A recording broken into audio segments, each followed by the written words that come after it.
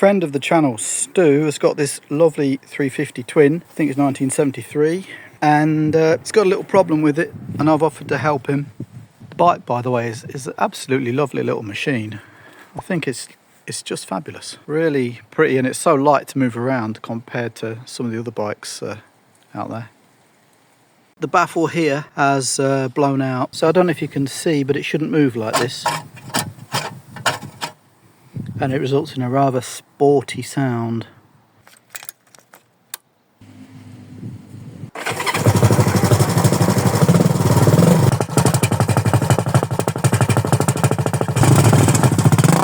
So original silencers are not so easy to find. You can get pattern parts quite easily. There's ones from Thailand, you can get a pair for under 200 quid, but you might wait a few weeks for them to get here, and I'm not sure about the quality of the chrome on them. I don't know, I've never used them. You can also get pattern silencers from David Silver's, the Honda classic spare supplier, but they're around about £200 a piece because they're off the shelf and ready to go. But luckily, I've managed to track one down that's a good used second-hand part, so I'll show you that. So here's the part I picked up. I think it looks pretty decent, to be honest. There's a tiny little ding here and there, nothing that you would notice, and that's what we've got to put on. So the job, I think, is pretty easy. There are a couple of bolts just here, and obviously bolted where the muffler joins the downpipe. Hopefully it should be fairly easy. Let's see how we get on. So these are just 13mm here, and the clamp here is 10mm. So now we've slackened this off, we should be able to just wiggle the whole thing, pull it backwards, and the replacement is the reversal of the removal. So let's see how that goes. Okay, full transparency, what I've just figured out is it's going to be easier to take the foot hanger bolt out, take that away, and with the bolt gone I'll be able to wiggle this up and down and pull it back a lot easier. So I should have done that in the first place. And because of the fouling on the swing arm of a socket, it's going to be easier to use a ring spanner. So that's what we'll do. I think the easiest way to do this is with a spanner on the back and a socket on the front.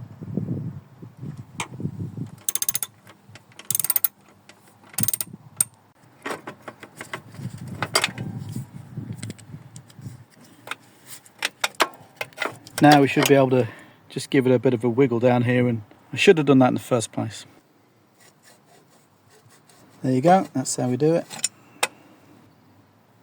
So there are a couple of small rubbers I've got to swap over onto the new one. Just bump stops for the centre stand and whatnot, kickstand. Just a word about old rubbers like this. It's always a good idea, if you can, to push them out from behind rather than to pull them, because if they're perished, they'll rip here. And another tip, if you do rip them off, the best product that I've found for sticking stuff back on is Tiger Seal. But I'm not quite sure how well it does when things get really hot. But if temperature isn't too critical, you can stick rubber stuff like this back on really well with Tiger Seal. But in this case, they're coming off okay. Just need to, I've been pushing it from behind with a broad flat screwdriver, and it's come out okay, I think. There we are, look, saved it in one piece. Sometimes you're lucky, sometimes not. Yeah, I got the second one out as well. And if you're struggling to get these back in, sometimes a little bit of red rubber grease will help them go in, but just a smear. You don't want hot grease really on the exhaust. Well, that's both those in with a little bit of fiddling, but they went in okay. I think that the glorious British weather is ruining my video because it looks like it might rain. So just to say that refitting is the reversal of removal. Don't forget to put the clip back on here or slide it up the downpipe. Nothing more frustrating than having to take it all off again because you forgot to put the clip on. Obviously the hanger goes back on, the footrest hanger bolts back up. Bob's your uncle. So maybe, since it's going to rain, the next little pic you'll see will be the whole thing completed. Okay, I've just got to intervene here because on reviewing this video after it had been made, I realised that the centre stand centre pin is hanging out by about 6 inches. Now it was only after I'd put all this back together again that I turned my attention to a floppy centre stand. I can't believe, looking at this now, that I never even noticed that that centre stand pin was hanging out like that.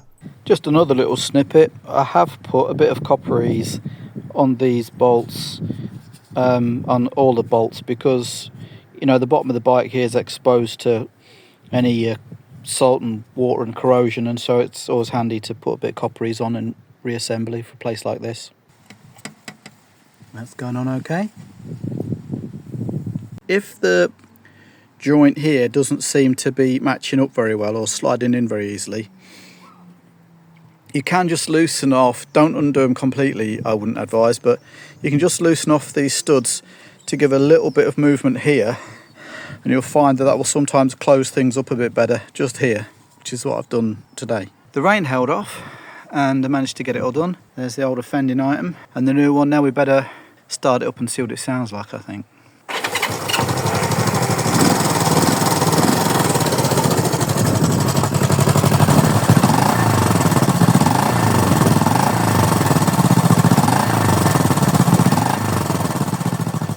Here's the supervisor, usually checks in.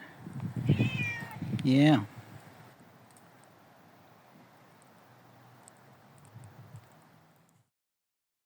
Well, there we are, all sorted out just in time for it to start raining, I think.